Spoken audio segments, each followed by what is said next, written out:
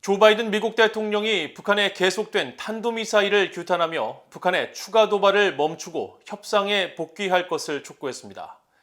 바이든 행정부는 필요시 미국의 선제 공격 유지와 동맹국 등에 대한 확장 억지를 강조한 핵태세 보고서를 의회에 제출했습니다. 첫 소식 박형주 기자가 보도합니다. 조 바이든 대통령은 29일 백악관을 방문한 리셴룽 싱가포르 총리와 정상회담 후 공동 기자회견에서 북한의 계속되는 탄도미사일 발사에 대해 규탄 입장을 밝혔습니다. 그러면서 두 정상은 북한의 추가 도발을 중단하고 협상에 복귀할 것을 촉구했습니다.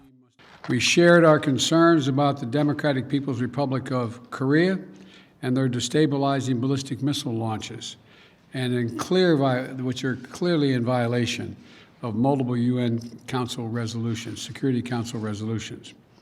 And we both urged North Korea to refrain from further provocations and return to the negotiation table for serious and sustained diplomacy.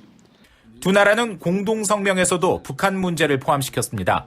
성명에는 미국과 싱가포르는 세계적인 안보 도전 가운데 공동의 이익을 추구하기 위해 파트너십을 계속 구축하고 있으며 두 정상은 한반도의 완전한 비핵화와 항구적 평화 구축이라는 공동 목표에 대한 공동의 약속을 재확인한다고 밝혔습니다. 이어 두 정상은 북한의 진지하고 지속적인 외교 관여를 촉구하고 유엔 안보리 관련 결의에 대한 완전한 이행의 중요성을 강조했습니다. 바이든 대통령은 이날 두 정상이 인도태평양의 평화와 안정에 대한 광범위한 우려에 대해 논의했다면서 여기에는 중국을 포함한 영내 모든 나라가 자유롭고 열린 인도태평양을 가능하게 하는 원칙을 준수하는 것도 포함됐다고 밝혔습니다. 이런 가운데 바이든 행정부는 미국과 동맹국 등에 대한 핵 억지력을 강조한 핵태세 검토와 미사일 방어 검토 결과를 담은 기밀 보고서를 의회에 제출했습니다.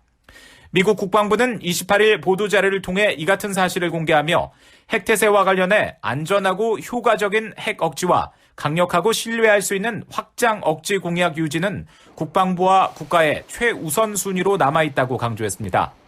특히 핵무기가 존재하는 한 미국 핵무기의 근본적인 역할은 미국과 동맹국, 파트너들에 대한 핵 공격을 억제하는 것이라며 미국은 극적인 상황에서만 미국과 동맹국, 파트너들의 핵심 이익을 보호하기 위해 핵무기 사용을 고려할 것이라고 밝혔습니다. 핵 사용을 억지나 반격에만 한정할 수 있다는 일각의 관측과 달리 필요시 선제 공격 가능성 등 미국의 기존 핵 정책을 유지한 것입니다.